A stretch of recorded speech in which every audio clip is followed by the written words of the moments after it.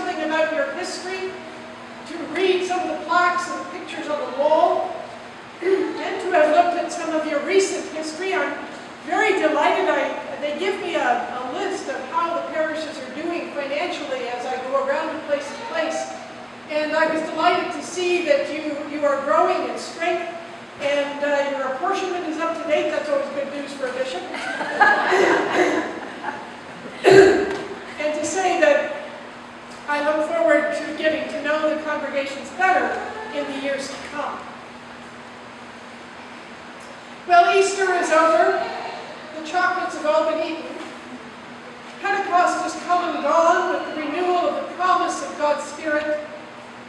And Trinity Sunday is behind us when we have sat in awe at the mystery of God, three in one. And now we've entered what the Church calls ordinary time, that long green season, when the Scriptures are chosen to help us understand more about our life in Christ and what it will ask of us. I somehow suspect that in North America in particular, once we've hit this season, we all begin to relax a little. We're heading into summer, and I thank you for the very warm welcome this morning. And we feel a bit of relaxation as we don't have any more special services and special events to plan for, at least not in the liturgies of the church. Although I hear you have a big ham and strawberry supper coming. But we sort of feel we're going to slide into the quieter mode. People will start to take some vacation, or at least they did in my last area. I'm not sure if you do here. If you're in farming, I suspect this is not vacation time. But we're sort of into that wanting to hear the stories about, isn't Jesus nice and we're called to follow him mode. But today's Scriptures don't let us do that. The Scriptures dig deeper, and frankly, by the end should make us just a little uncomfortable in asking questions about how we will follow. In our Gospel this morning, we heard that story of the centurion, a Roman soldier who had obviously done well because he's been put in charge of 100 other soldiers. He would be an experienced soldier, loyal to the Roman authority, which of course was the occupying authority in Israel. Frankly, the enemy. And you can hear Jewish elders praise this man as being the one who's built a synagogue in their community. And just as you've wondered about who this man is, you hear that he is seeking help for healing for his servant, his slave. A man who's both a soldier and loyal to a powerful imperial army and government, but also a man who understands care of the people he is called to govern, and a man who cares for those who are less powerful than he.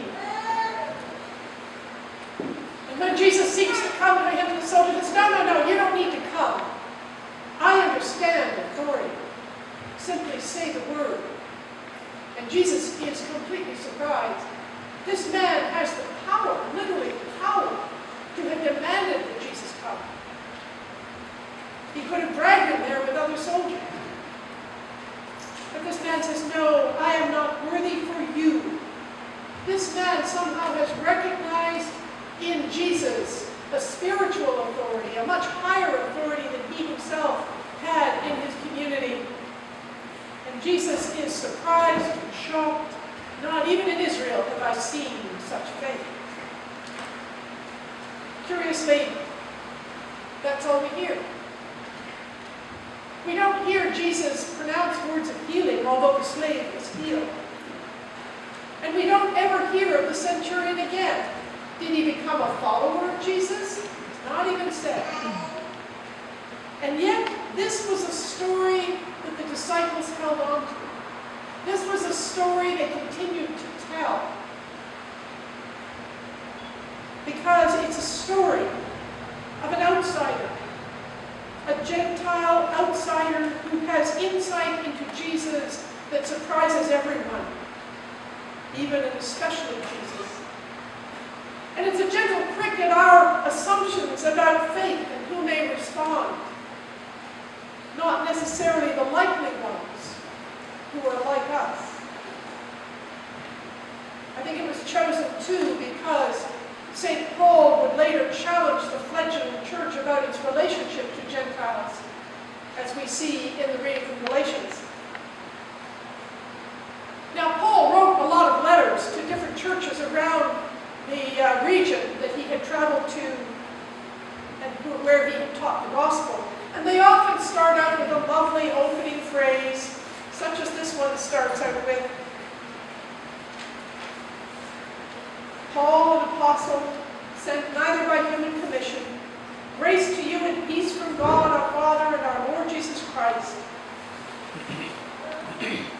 But he leaves aside all the diplomatic thanksgivings. If you read some of the other letters, he says, I give thanks to God for you and your faith and your ministry. And instead, Paul goes right to the point and starts his tirade. I am astonished that you are so quickly abandoning the gospel that you have been given. And so you're sort of surprised and taken aback. And it's only later in the letter we learn that the reason Paul was surprised was because the people had started to listen to others who had followed Paul, who said, now just a minute, before you welcome these new people into this church, before you let them come in, they have to follow these rules. And the rules were, if they're going to come into a community that was Jewish, they have to be circumcised. And Paul, from the very beginning, had said, no, the gospel is by grace. It's for anyone who says yes to Jesus, and they don't have to become just like us. And so we begin our season of ordinary time with a warning that God's grace is bigger than we could ask or imagine. It will reach out to the outsider that we think doesn't belong, and it will reach out to those who will come to us and say, yes, I'd like to join you. But they don't look like us. They don't talk like us. And maybe they don't want to follow the same rules that we followed or fit in the same categories. I certainly have heard lots of stories of people who've tried to come into the church. I think of the young mother who joined a church and came to help at a parish event making sandwiches. And she left in tears because she was told very clearly that she was not cutting the crusts off the sandwiches properly. I've heard bishop spouse after bishop spouse say that they rarely accompany their husbands to certain churches because of the number of times that they have come in with their husband, and while he has gone off, usually the husband, has gone off to get ready for the service, the wife has sat quietly in a front pew until someone has come and stood beside them and glared at them and said, you're sitting in my pew.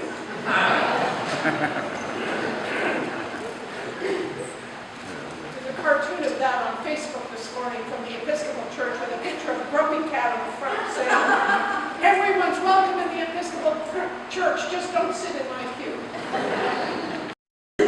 Those may seem a little bit minor, but those are the kinds of things that immediately hurt people, and I can promise you they don't come back. And so what are some of the barriers we put up to people coming to join us? People maybe who've never been part of the church and don't know where to sit, when to stand, when to kneel, what to say, what not to say, what to wear, what not to wear. Today we are asked, are we truly ready and willing to recognize God's grace in those we least expect? And those who are ready and willing to accept Christ, who will not cut the crusts the way we do, who will sit in our pew, who will ask tough questions, even questions of doubt, whose children will not behave the way we expect in church, who will come less frequently than we expect, who will not volunteer for every bazaar, who will see something in Jesus that commands their faith, but are actually not quite sure about this Anglican thing.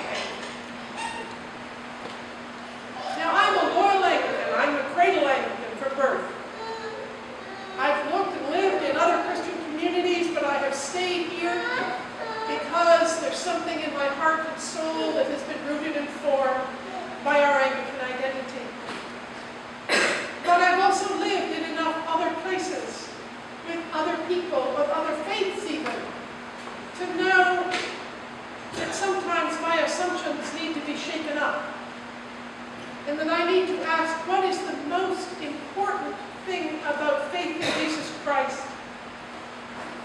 that is non-negotiable, and what are the things that just maybe I could let go of?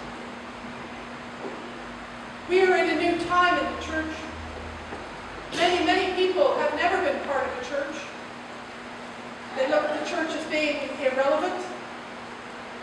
Some of them may be members of your family, children, grandchildren, cousins.